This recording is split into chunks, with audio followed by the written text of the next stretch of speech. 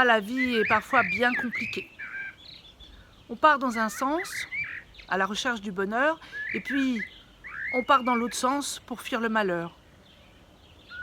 Voyons si avec cette histoire nous pouvons entendre raison.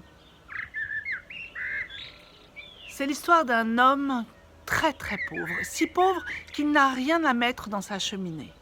Alors il décide d'aller dans la forêt pour couper du bois. Les premiers arbres qu'il rencontre sont beaucoup trop gros, trop lourds. Il ne peut pas les couper. Alors il décide de pénétrer dans cette forêt sombre. Enfin, à la fin de la journée, il rencontre un petit chêne frêle, exactement ce qu'il lui faut pour faire quelques bûches et ramener à la maison. Au moment où il prend la hache et va pour tailler cet arbre, il entend une meute de loups le charger. La seule chose qu'il a à faire, c'est de laisser tomber sa hache et il s'en va et il court jusqu'à la rivière et là, un pont.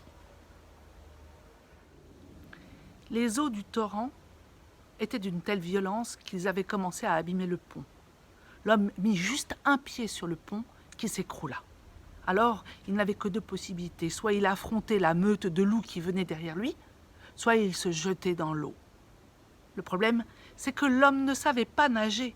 Alors, il fit confiance au destin, il sauta, se laissa couler et roula dans le lit du torrent. Il y avait à côté du torrent deux hommes, deux pêcheurs, qui virent l'homme se jeter à l'eau. Alors ils ont vite compris que notre héros était en train de se noyer. Ils se mirent dans l'eau, nagèrent de façon à pouvoir sauver notre homme. Et là, ils l'ont installé au soleil, le dos contre un vieux mur. L'homme, petit à petit, reprit vie et voulut simplement remercier les hommes qui l'avaient sauvé. Exactement au moment où il a voulu commencer son histoire et leur expliquer tout ce qu'il leur devait, le mur s'est écroulé sur lui et le tua.